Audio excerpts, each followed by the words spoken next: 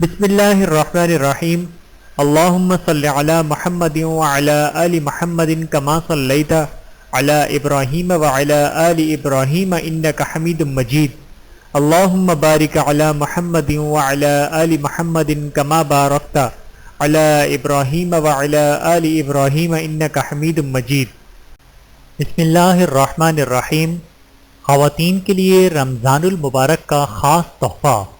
خواتین اور رمضان المبارک۔ بسم اللہ الرحمن الرحیم۔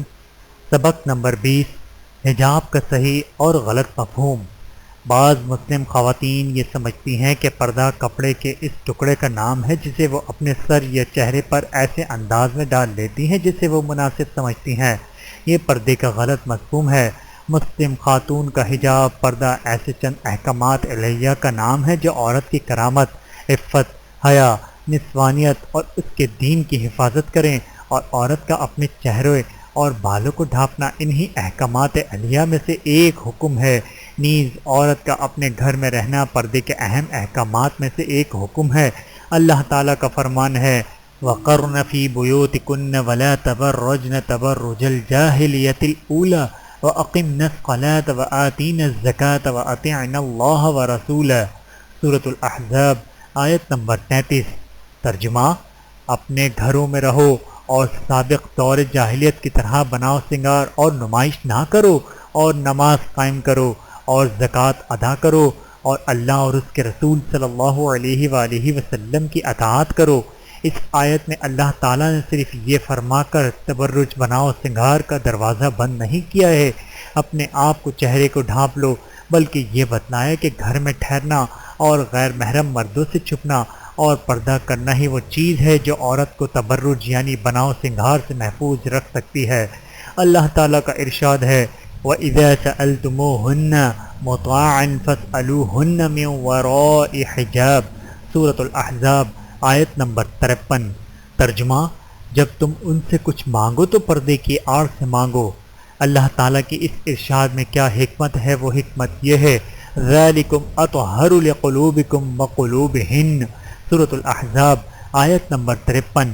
ترجمہ: یہ تمہارے اور ان کے دلوں کے لیے زیادہ پاکیزہ چیز ہے۔ سبحان اللہ۔ پردے کے اس حکم میں عورت کی مکمل حمایت اور کسی ذلت اور رسوائی میں پڑنے اس کا پورا بچاؤ اور حفاظت ہے۔ نیز اس میں فتنے کے تمام ممکنہ دروازوں کو بند کر دیا گیا ہے۔ ہماری مسلمان بچیاں ان واضح اور جلیل القدر مفاہیم و احکام سے کس قدر لا تعلق ہیں۔ آج ہماری خواتین کے پاس بہت ہی عجیب و غریب طرز و رنگ کے حسین پردے پائے جاتے ہیں۔ تمام خواتین اپنے مزاج اور اپنی خواہش کے مطابق پردہ ایجاد کیے ہوتے ہیں اور کپڑے کے اس ٹکڑے کے ساتھ کمیت، کیفیت اور قد و قامت کے اعتبار سے گویا کھیل رہی ہیں۔ چنانچہ بعض پردے ایسے ہوتے ہیں کہ ان کے اندر سے چہرہ اپنی رنگت، میک اپ اور بناؤ سنگار کے ساتھ ایسے دکھائی دیتا ہے جس طرح صبح نمودار ہوتی ہے، اور بعض پردوں میں آنکھ کے لیے اتنے بڑے سوراخ ہوتے ہیں کہ ان سے آنکھ کے آس پاس کا حصہ بھی نظر آتا ہے۔ ایسے پردے کا ہونا نہ ہونے سے زیادہ خطرناک ہوتا ہے۔ جبکہ بعض خواتین چہرے پر تو پردہ ڈال لیتی ہیں، تاہم نیچے سے ان کی پنڈیاں کھلی رہتی ہیں، پردے کی اور بھی غلط شکلیں پائی جاتی ہیں۔ تو اے اللہ کی بندی، اللہ رب العزت سے ڈر اور پردے کی قدر و قیمت اور اس کے احکام کو سمجھ، اور ماؤں کو بھی چاہیے کہ وہ اپنی بچیوں کی نگرانی کریں اور ان سے شرعی پردہ کروائیں۔ اور جیسا کہ میں پہلے ہی عرض کر چکا ہوں کہ سب سے بہتر پردہ یہ ہے کہ انہیں گھروں میں رکھا جائے اور وہ بغیر کسی شرعی عذر کے باہر نہ نکلیں، اور جب نکلیں تو انسانی بھیڑوں کی آنکھوں سے مکمل پردہ کر کے نکلیں۔ اے عورتوں کی جماعت، نبی کریم صلی اللہ علیہ وآلہ وسلم کی ازواج مطہرات تمہارے لیے نمونہ ہونی چاہیے کہ تمام طرح عفت و طہارت اور پاک دامنی کے باوجود انہیں بھی اللہ تعالیٰ نے پردے کا حکم دیا ہے۔